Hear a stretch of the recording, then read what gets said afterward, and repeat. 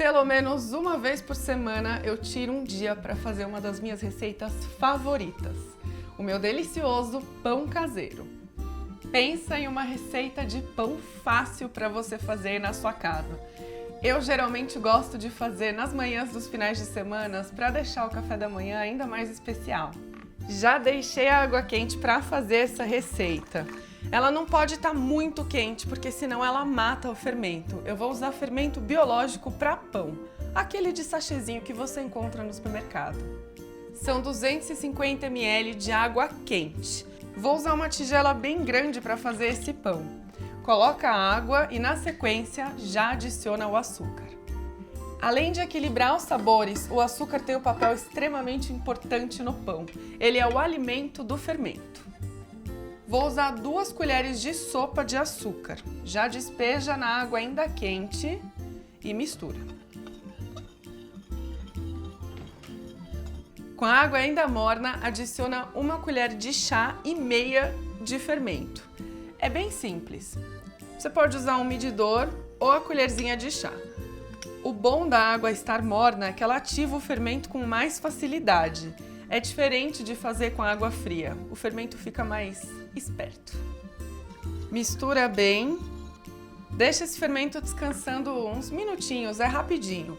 Eu vou pesar a farinha de trigo, só que é o seguinte, o truque, o segredo para esse pão dar certo é você ficar de olho no ponto que a massa fica.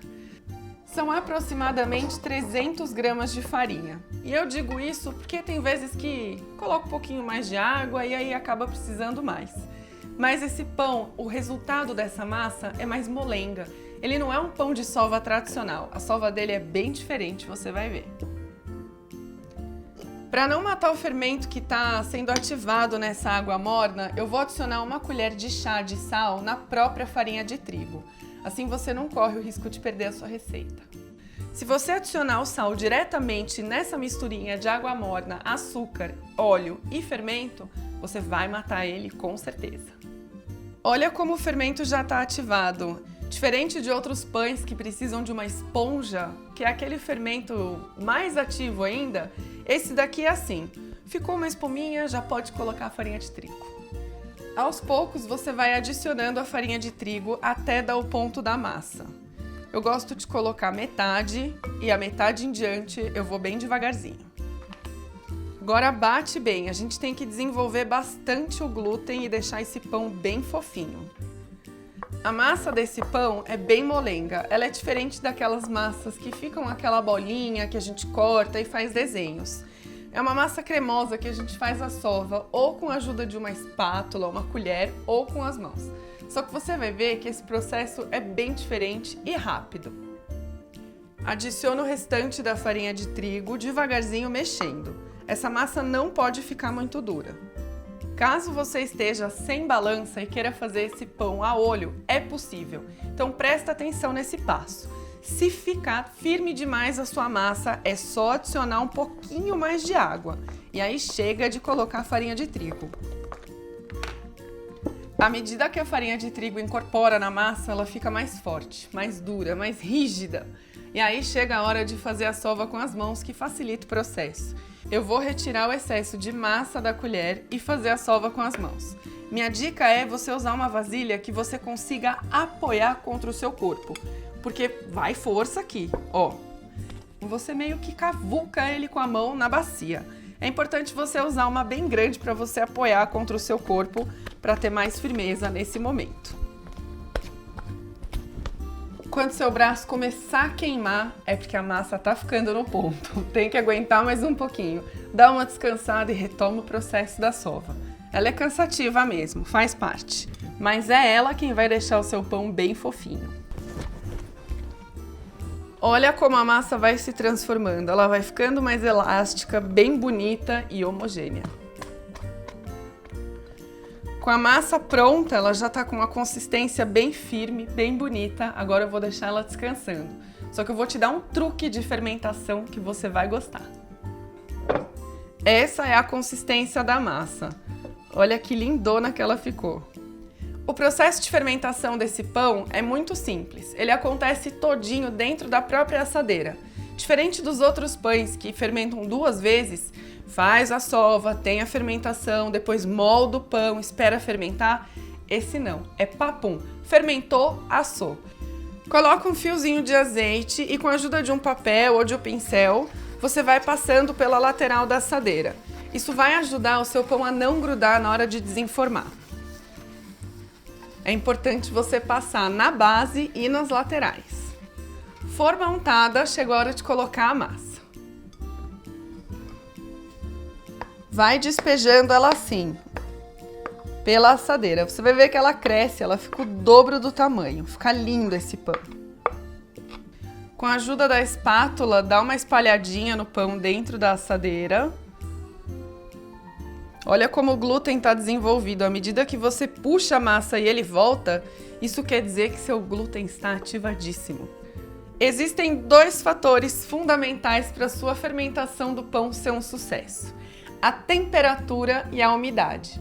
Quanto mais aconchegante o clima e úmido que você criar para o seu pão fermentar, melhor vai ser. Eu gosto de fazer isso dentro do forno porque ele fica vedadinho. Uma coisa que você pode fazer é pré-aquecer o seu forno a 180 graus e depois desligar. A hora que ele estiver morninho é a temperatura ideal. Outra coisa que eu gosto de fazer para esse forno ficar perfeito é colocar água fervida. Assim ele vai ficar bem úmido. Gosto de colocar a água quente numa tigela bem aberta para que a água possa evaporar bastante. Você vai ver que a porta do seu forno vai ficar bem úmida. O pão leva quase 1 hora para fermentar. Em dias frios isso pode demorar mais tempo. Não tem problema, seja paciente e persistente que ele vai dar certo. Para o pão assar direitinho, é importante que seu forno esteja bem quente. Ele vai levar aproximadamente uns 30 minutos para assar e ficar bem douradinho. A hora que ele chegar nesse ponto, é só tirar. Enquanto isso acontece, eu vou fazer uma manteiga caseira para acompanhar esse pão a hora que ele sair do forno. A manteiga é feita à base de creme de leite ou nata. A gente vai bater esse creme de leite até ele dar errado. Sabe quando passa do ponto do chantilly, que você bate, talha tudo? É isso que eu quero. Só que a diferença hoje é que eu não vou colocar açúcar. Eu vou bater esse creme de leite fresco até ele talhar e virar uma manteiga maravilhosa. Para você conseguir bater a manteiga e ela ficar aerada, é importante que o creme de leite fresco esteja bem gelado. Eu vou usar essa garrafinha que equivale a 500 gramas de creme de leite fresco. E detalhe, essa receita só funciona com creme de leite fresco. Para não fazer uma bagunça na sua cozinha, eu recomendo que você coloque um pano de prato limpo por cima da tigela na hora que você estiver batendo o creme de leite. Como ele é muito líquido, ele respinga bastante e a gente não quer que isso aconteça. E agora é só bater. E se alguém te perguntar o que você está fazendo, fala que é segredo. Viu só como é importante usar o pano? Já imaginou essa sujeira toda na sua cozinha? À medida que seu creme for engrossando, você pode tirar o pano com tranquilidade, que agora ele não vai espirrar. Mais pra frente, você vai ver o ponto do chantilly. Ele é aerado, com bastante bolinhas de ar, extremamente fofinho. Depois desse ponto, ele vira manteiga. Nessa hora, eu gosto de adicionar uma pitadinha de sal para dar bastante sabor na manteiga. Você também pode fazer uma manteiga sem sal, mas eu gosto bastante de colocar porque ele é um ótimo conservante. Esse ponto aqui é o último estágio antes de virar manteiga. Temos um chantilly. À medida que eu for batendo essa misturinha aqui, ele vai dissolvendo e transformando em manteiga. Olha só como o aspecto vai mudando. Olha como já fica com uma cara de talhado, tá vendo? A gente consegue ver melhor os pontinhos de manteiga. É só continuar batendo. Agora sim temos a manteiga. Para tirar esse excesso de soro da manteiga, eu vou usar uma tigela com água bem gelada. Lembrando que manteiga em temperatura ambiente vira uma pomada, então quanto mais fria a água, mais fácil vai ser de manipular. Além de usar água fria, eu vou adicionar umas pedras de gelo. Eu estou usando esses gelinhos que são reutilizáveis. Eu vou unir a gordura agora com a ajuda das mãos, né? Uma mão. Agora é só colocar na água e mexer nela assim para tirar o excesso. Essa água fria vai ajudar bastante na consistência dela, deixar ela mais firme na hora de moldar. Enquanto a manteiga pega uma temperatura mais fresca, eu vou usar umas folhinhas de tomilho para aromatizar 50% dessa quantidade toda que eu tô fazendo. Você pode usar outras ervinhas para aromatizar a sua manteiga, como alecrim, dill, vai de acordo com a sua criatividade. Como eu vou fazer metade da manteiga composta e o tomilho já é bastante saboroso, essa quantidade é o suficiente. Eu vou moldar essa manteiga. Esse processo é bem gostoso de fazer. Com 2 espátulas, você vai batendo nela assim. E com esses movimentos, você vai moldando ela até ela ficar retangular como a do supermercado. Para finalizar a manteiga composta é muito fácil. Eu vou terminar ela agora misturando os ingredientes e embalando. É só você misturar a erva que você escolheu com a manteiga.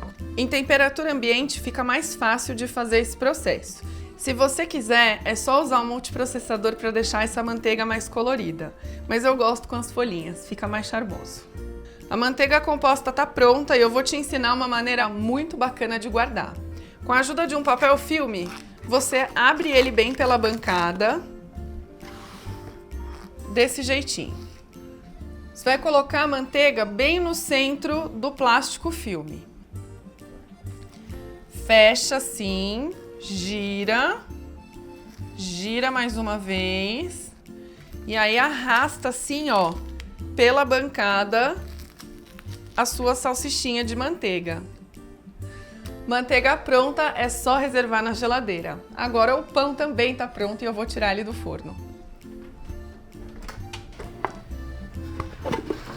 Você não faz ideia do cheiro de pão que tá na minha cozinha. Olha só que maravilha, tá todo quentinho. Tô com água na boca.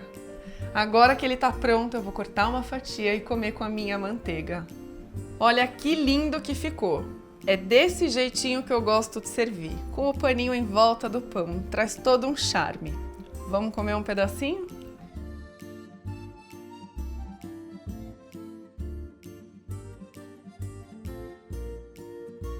Eu adoro pão quando derrete assim com a manteiga, fica delicioso.